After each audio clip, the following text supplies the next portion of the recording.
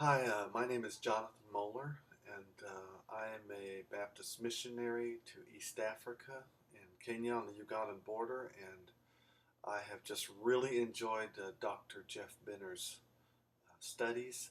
I've, in the last 2 or 3 days, viewed more than 25 or so of his videos, and Dr. Jeff, I just wanted to thank you for what you're offering on your website, and particularly here where I've gotten it off of YouTube, and appreciate your insights and how you're adding to my Hebrew studies and my ability to understand the scriptures the way they were meant to be understood in a Hebraic mindset.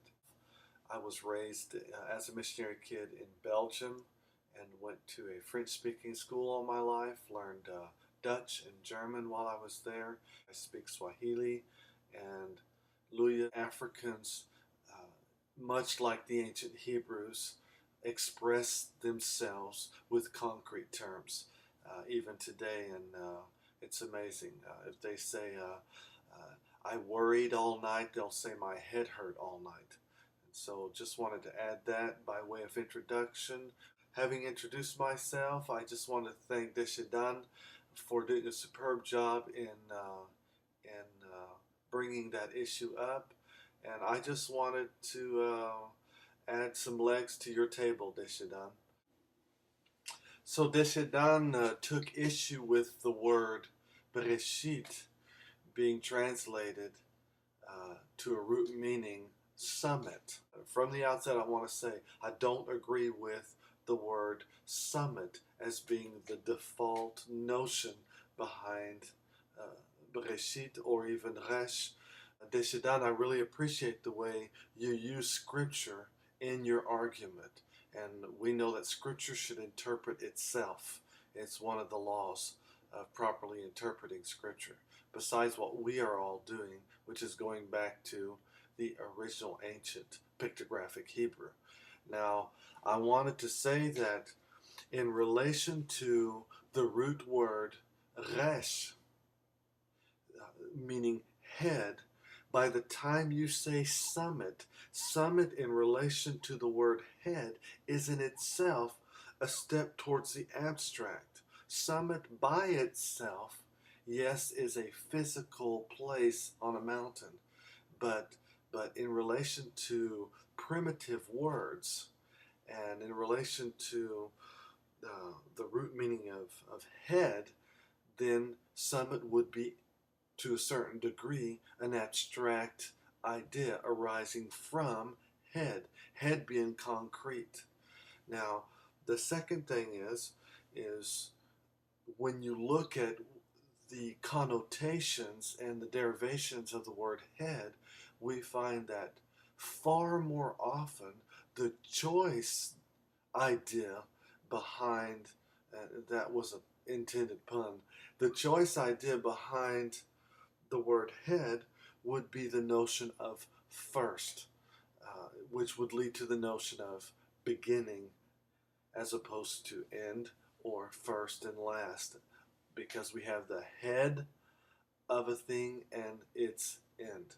We have the head of the table and the end of the table. We have headwaters.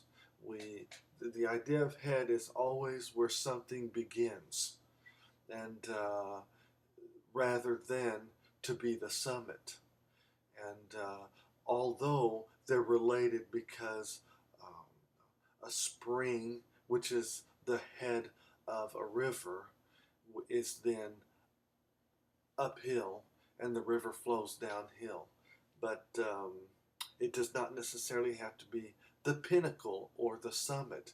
And I take issue even with the idea that, and I don't have time in this video, but I even take issue with your idea, Doctor, that the ultimate result of acquiring wisdom would be the fear of the Lord.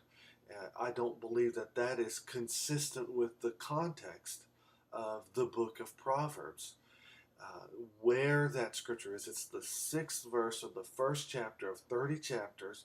He's addressing his son, and as he begins to address his son, one of the very first elements of his teaching is start with the fear of the Lord.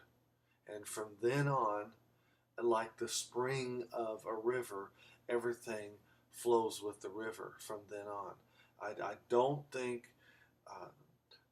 the idea of a summit seems to do the very opposite of what you're trying to do with.